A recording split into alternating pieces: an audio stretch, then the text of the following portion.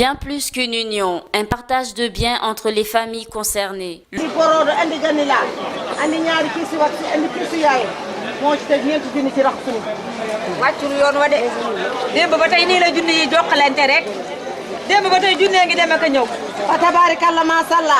Le mariage au Sénégal a ses us et coutumes qui, comme dans d'autres sociétés africaines, sont appliquées pendant les cérémonies. Plusieurs échanges sont effectués tout au long de l'événement, notamment des rires, des larmes de joie, des danses et chants traditionnels et autres.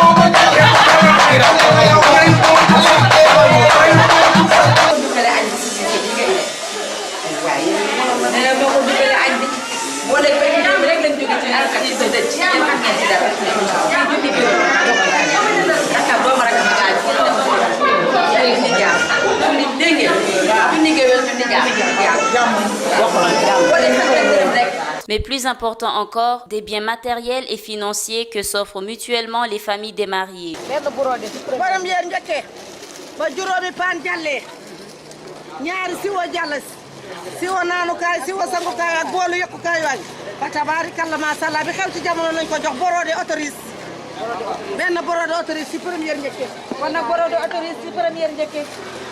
Auparavant, le mariage se faisait de manière humble et symbolique, suivant bien évidemment les normes. L'homme demandait la main de la femme chez ses parents par le biais de ses oncles et de son père dans la plus grande discrétion.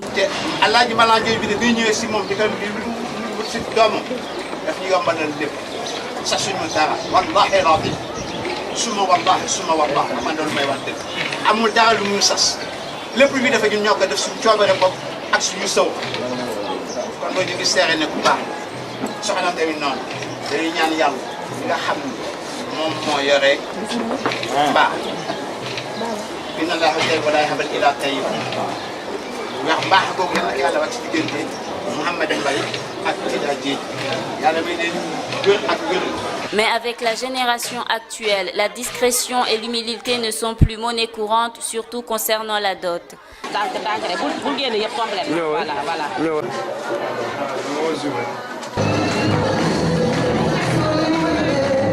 Cette obligation, patrimoine du nouveau ménage qui accompagne le mariage, transmise par le mari à la mariée, estimée sur la base des moyens et des arrangements entre les deux familles, était autrefois un simple geste symbolique sans trop d'exigence. Mais au fil des années, elle est devenue excessive et l'on oublie souvent même l'essence de la chose. Auparavant, le mariage était symbolique.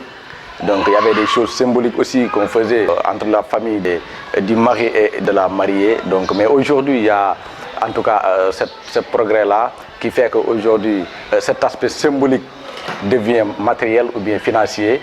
Donc on fait allusion à la finance du mariage. C'est pourquoi même le coût des mariages sont énormes. Des tissus, des bijoux et parfois même de l'argent sont remis à la mère et aux sœurs du mari par l'épouse et sa mère.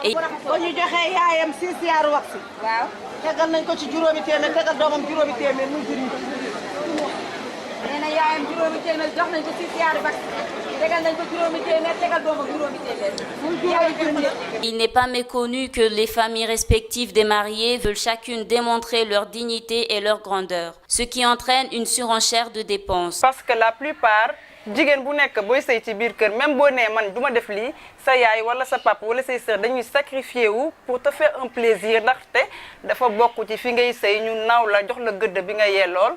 On a été éduqués comme ça, donc du coup, n'est que la risée de sa belle famille. Le constat a été fait que dans la société sénégalaise, les mères espèrent dorénavant avoir plus de garçons que de filles. Parce qu'une fille ne reçoit plus seulement la dot, mais fait aussi des dons en retour à sa belle famille avec laquelle elle vivra après son union avec son époux.